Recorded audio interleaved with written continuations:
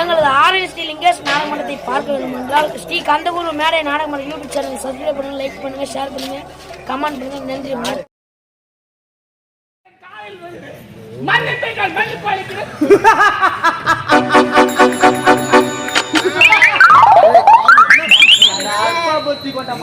நன்றி. யாரை வந்து யார் பாதத்தில் பணிவது? ஏய், கேவலம் உன் கால நான் வேறா. நான் செய்தது தவறு, பேசியது தவறு என்று இந்த பொண்ணுகளை அரசாட்சி செய்கின்றாயே, அந்த தேவ சிம்மாசனம் அதை என்னிடம் ஒப்படைத்து விட்டு கண்காணாது ஓடி போயிடு. யார ஓடுவது? இந்த தேவராஜுக்கு வந்து என்னையே அவமானப்படுத்துகிறாய். யாராய் உன்னை சும்மா விடுவது? சும்மா விடுவது இல்லை. நான் எதிர்த்தால் கொடுப்பேன். நாசிகத்தை ஓட்டி எனக்கு விடாமல் உண்டு. குடித்து கொள்ளாதும் என்னை எதிர்த்தால் ஆடுவேன் கண்டு பல கண்டு எத்தனையோ எதிரியின் காலி பார்த்து விடுவதே. என்னிடம் பேசுகிறாயா? உன்னால் முடிந்தால் வாழை எடுத்து போத்தோடி அது தமிழில் வெட்டி இந்த தேவ சிம்மாசனம் உனக்கு அப்படி இல்லை. என்னிடம் ஒப்படைத்து கண் கண்டு வருவான். அடே கட்டடா உன் கட்டு.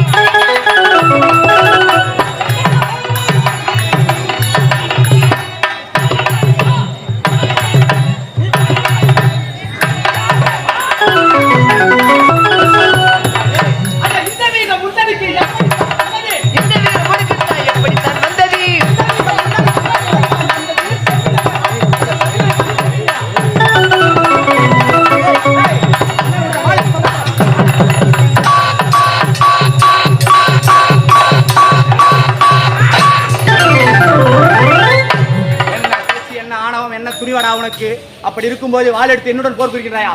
கமனாட்டி, இந்த தேவலோகத்தை அரசாட்சி செய்ய வேண்டும் என்றால் 100 அஸ்வமேத யாகங்கள் செய்தால் மட்டுமே இந்த பொண்ணுலோக சிம்மாசனம் சொந்தமாக. அப்படி இருக்கும்போது என்னிடம் வாள் பெற்று தோற்ற கமனாட்டிய இனி முதல் இந்த மணிமோட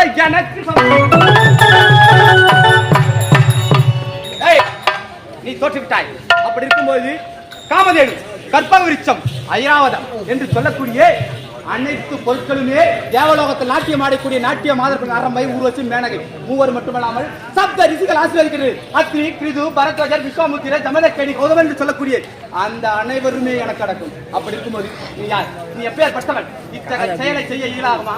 கமனாட்டி, ஒரு காலத்தில் ஒரு அற்ப புத்தி கொண்டு ஈன வழிக்கு ஈடுபட்டு யோனிக்காக ஆசைப்பட்டு உடல் இல்லாம யோனி பெற்ற கமனாட்டி எப்படி தெரியுமா?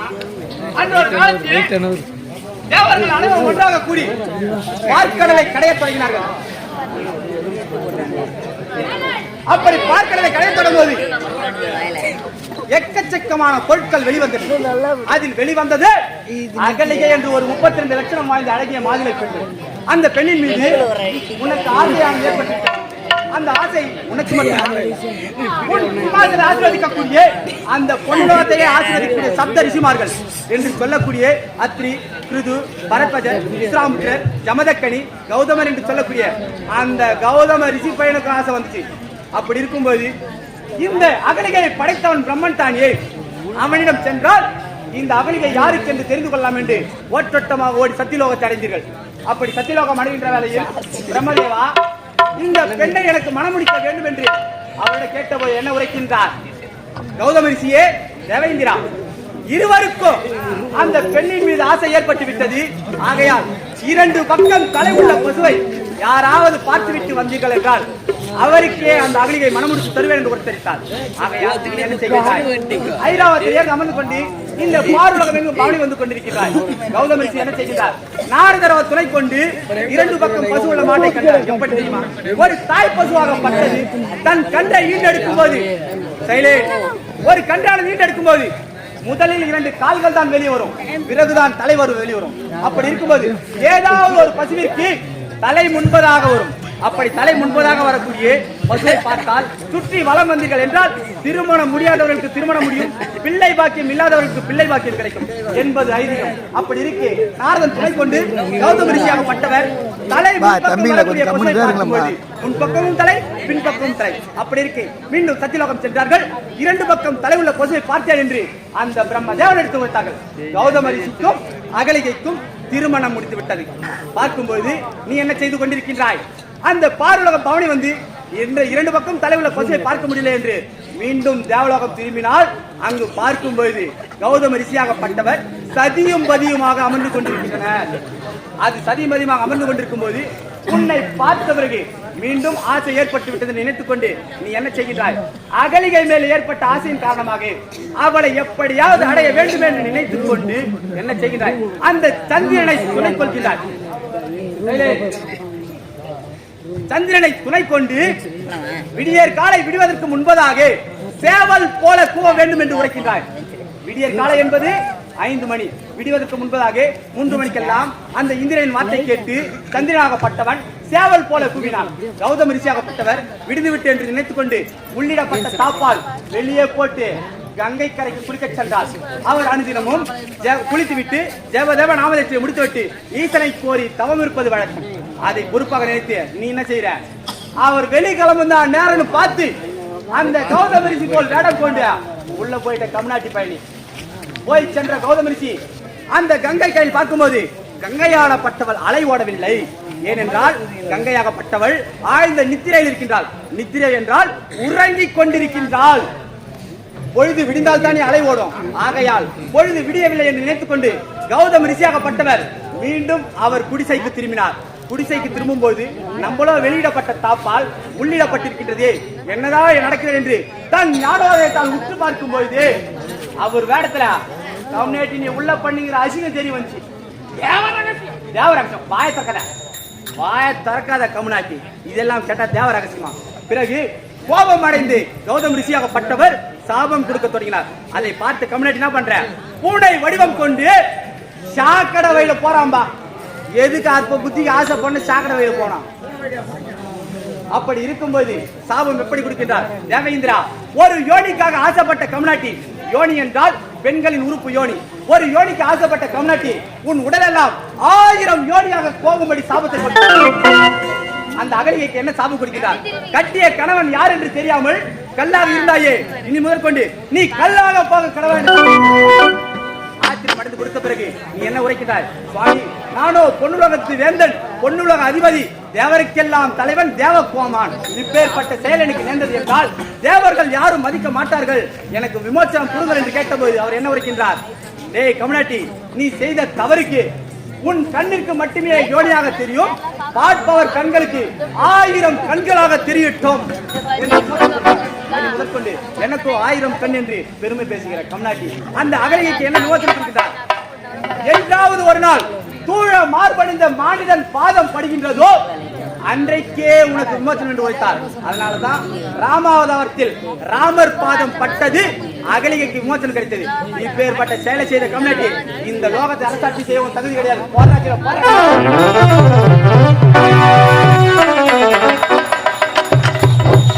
தேவேந்திரனை தெரிவித்து விட்டோம். என் அண்ணனை பார்க்க வேண்டும்.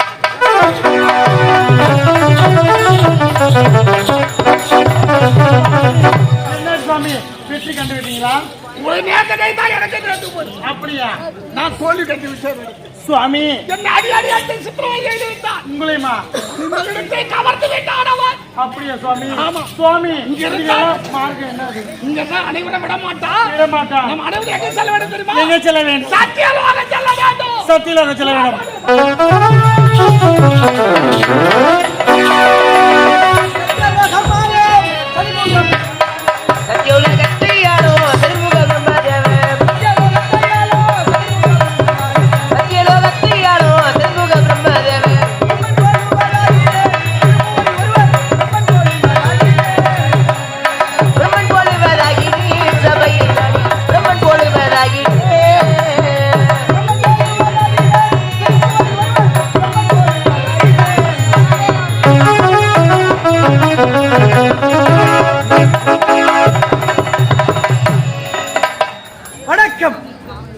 மும்மூர்த்தி தேவர்களே முதல் மூர்த்தி போன்று படைக்கும் தொழிலை செய்யக்கூடிய என் பெயரோ சிருஷ்டிக்கும் கர்த்தா பிரம்மன் என்று தெரிவிப்பார்கள்.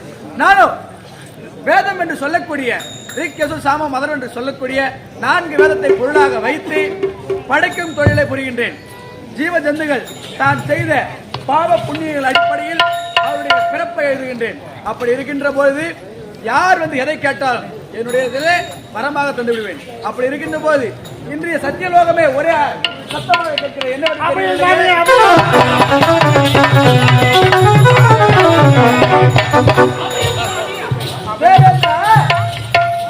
நீயோ பொண்ணுதாக வந்தேன், நீயே அலையம் என்று ஓடி வர காரணம் என்ன?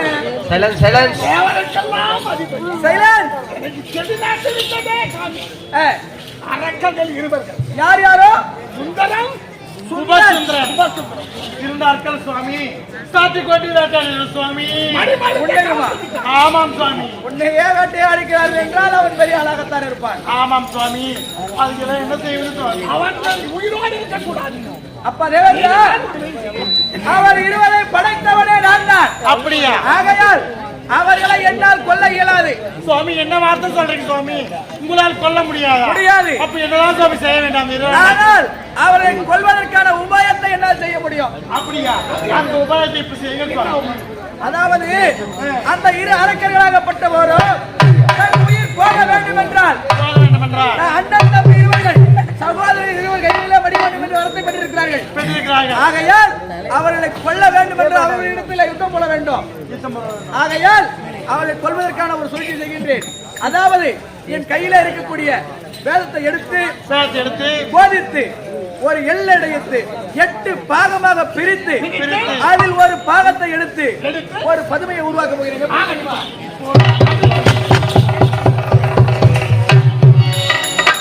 ஓம் கிரீம் ஹரி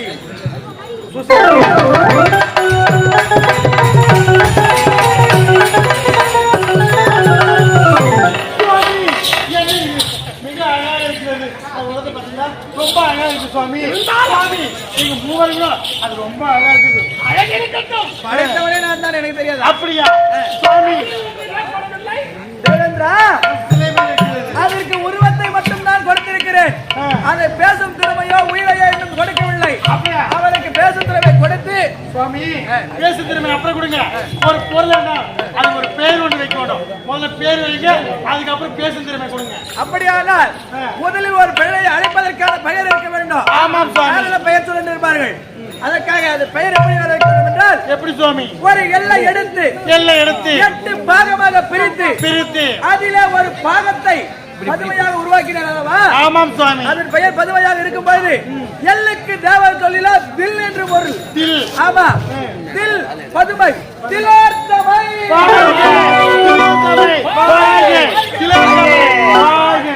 சுவாமி இப்போ பேசும் திறமை கொடுங்க சுவாமி. திலோர்த்தமை என்று பெயர் சொல்லி இதுக்கு பேர் சொல்லுங்க. ஓம் சுஜி பாபா.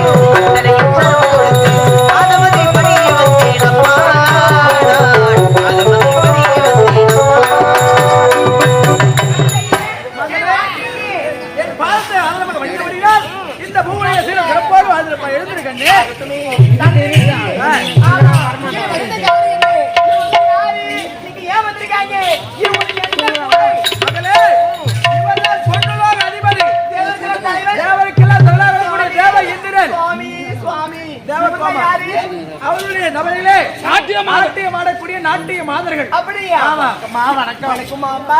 இவங்களுக்கு என்ன குறைங்க வந்திருக்காங்க? அதாவது சுந்தர் உபசுந்தர் என்று சொல்லக்கூடிய இந்த அரக்கர்கள் இவர்களை அடிவாளர்கள் அடித்து அப்படியா? இம்சை செய்து சரி. தேவர் மூவர் யாவற்றை பேர்களுக்கு கொடுமை செய்கிறார்கள். இவரை அடித்தும் தேவனுடைய மதிப்பையும் பறித்துக் கொண்டனர். சரி. அப்படி இருக்கின்ற போது அவரை அழிப்பதற்காக என்னுடைய ஓடோடி வந்திருக்காங்க.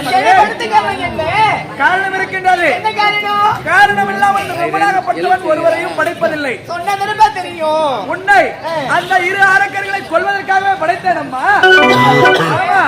அந்த அழைக்கு நான் அழைக்க வேண்டும். ஆமா. அது பிறகுட்டோம். அவர்களே, நீங்கள் யாரும் கவலைப்பட வேண்டாம். உங்கள் குறை நான் தீர்க்கிறேன். அப்படியே ஆகட்டுமா?